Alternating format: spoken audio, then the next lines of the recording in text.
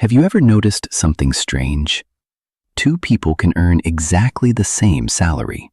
They work the same number of hours. They live in the same city. Yet 10 years later, one owns a beautiful house, has investments, and doesn't worry about money anymore. The other is still living paycheck to paycheck. What happened? Were they smarter? Luckier? Did they simply get better opportunities? Not necessarily. The biggest difference is that one person understood something the other never did. Money is a game, and like every game, it has rules. The problem is, most of us spend 20 years learning math, science, history, and language. But almost nobody teaches us the rules of the money game. Imagine giving someone a soccer ball without ever explaining the rules. They might kick the ball around for years, but they'll never actually win. That's exactly how most people live. They work hard, they save a little, they spend a little. They hope everything works out. But hope is not a strategy. The people who seem good with money are often just playing by rules that other people never learned. Today, we're going to uncover those rules, and once you see them, you'll never look at money the same way again. Rule number 1. The game isn't about making money, it's about keeping money. Think about this. A famous athlete earns millions of dollars, then goes bankrupt. A lottery winner suddenly becomes rich, then loses everything within a few years. Meanwhile, an ordinary office worker quietly builds wealth over decades. Why? Because making money and keeping money are completely different skills. Most people focus only on income. I need a higher salary. I need a better job. I need another promotion. Income matters, but if every extra dollar disappears as quickly as it arrives, nothing changes. Imagine trying to fill a bucket with water. If the bucket has holes, pouring more water doesn't solve the problem. You simply lose more water. Many people have financial holes. Expensive habits, impulse shopping, lifestyle inflation, debt, trying to impress people they don't even like. The moment they earn more, their spending grows even faster. The bucket never fills. Wealth isn't built by earning more, it's built by keeping more. That's the first rule of the game. Rule number 2, the rich buy time, everyone else sells it. Think about your job. Every hour you work, you exchange 1 hour of your life for money. There's nothing wrong with that. Almost everyone starts this way. But here's the problem. Time is limited. You can always earn more money. You can never create more time. The wealthiest people understand this. Instead of only selling their time, they slowly begin buying it back. How? By owning things that keep producing value. A business, investments, rental property, stocks, digital products, books, online courses, YouTube videos. Even while they sleep, some of their income keeps working.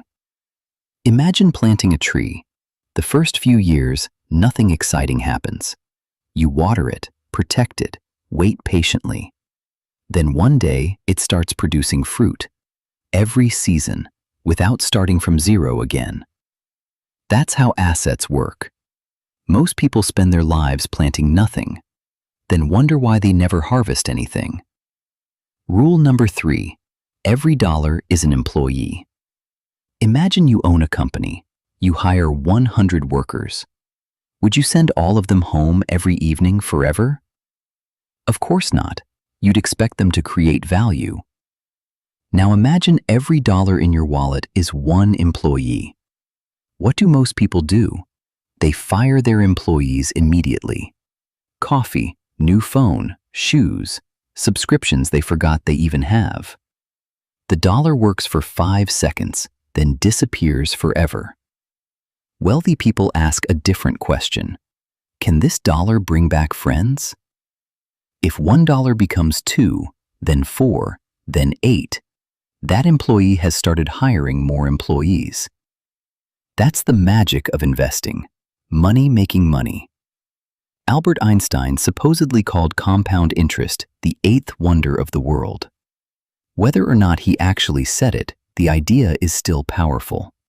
Small amounts, repeated consistently, can eventually become life-changing. The game rewards patience far more than speed. Rule number 4. Most people are playing the wrong scoreboard. Imagine you're playing basketball, but instead of trying to score points, you only focus on looking cool. Fancy shoes, expensive jersey, perfect hairstyle.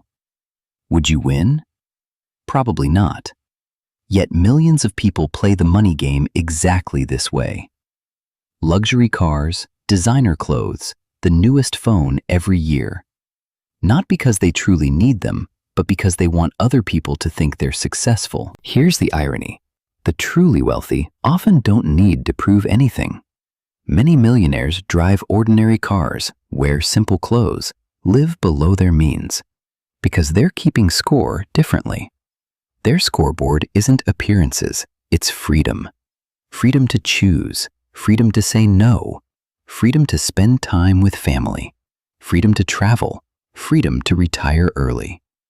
The poor chase status, the wealthy chase options, and options always win. Rule number 5. The game rewards consistency, not perfection. People think wealth comes from one brilliant investment, one lucky idea, one huge paycheck. Sometimes it does, but most of the time, wealth looks surprisingly boring.